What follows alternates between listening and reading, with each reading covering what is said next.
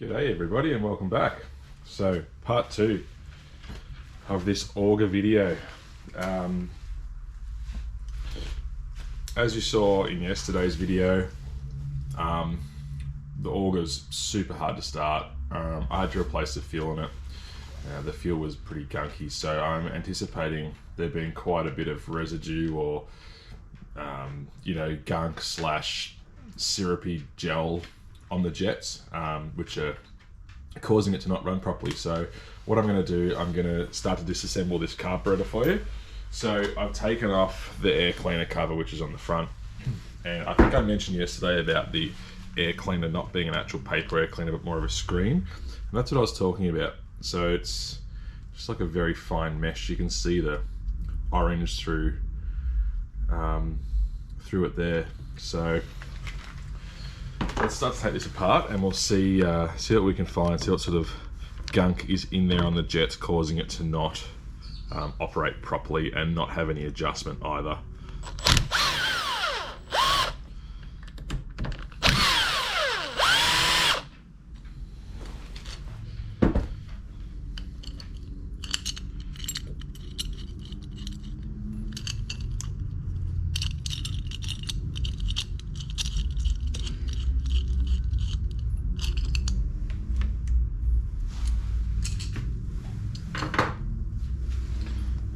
Okey-dokey.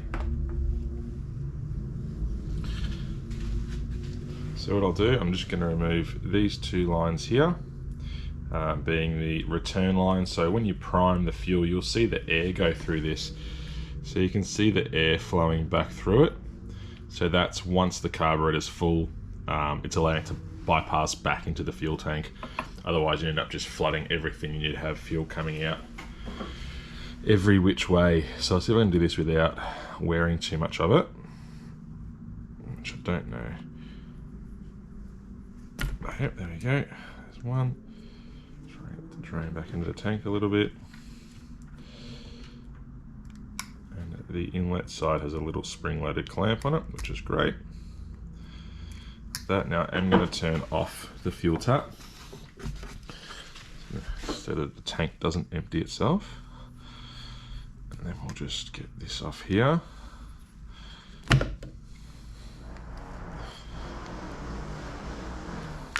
Like that.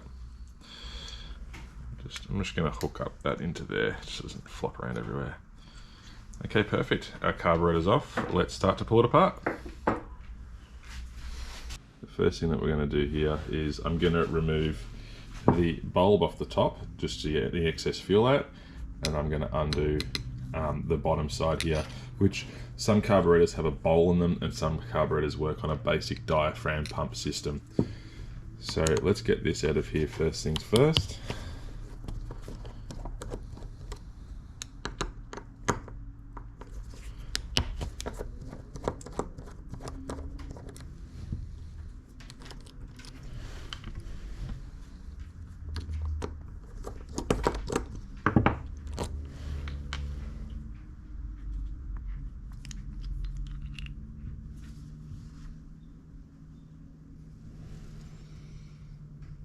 Now this is a basic fuel valve system, and I may as well explain this while I'm here.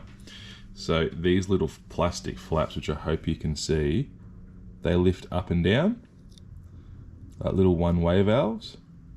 And then what they do is, in their relative position on the carburetor, they block off a hole or open a hole depending if the fuel is required or not required. And it basically acts like a very simple one-way valve. So the hole is closed, no fuel can come in. The hole is open, fuel can come in. That's how basic, some people call it a reed system. There are reed valves on a two-stroke engine, which are different. You would have seen those in the jet ski video.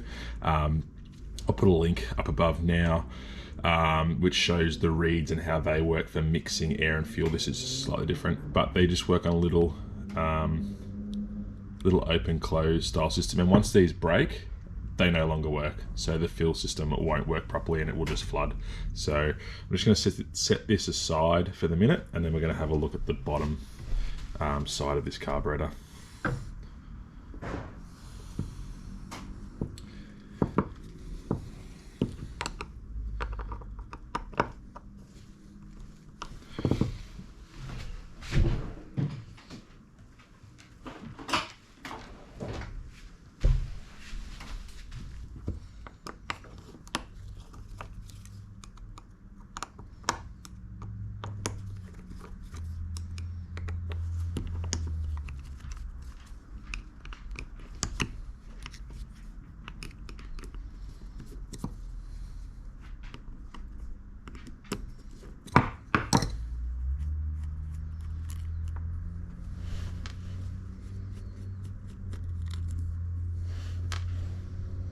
always a great idea to stack all of your screws from the relevant area in the same spot if you're not going to bag them and tag them.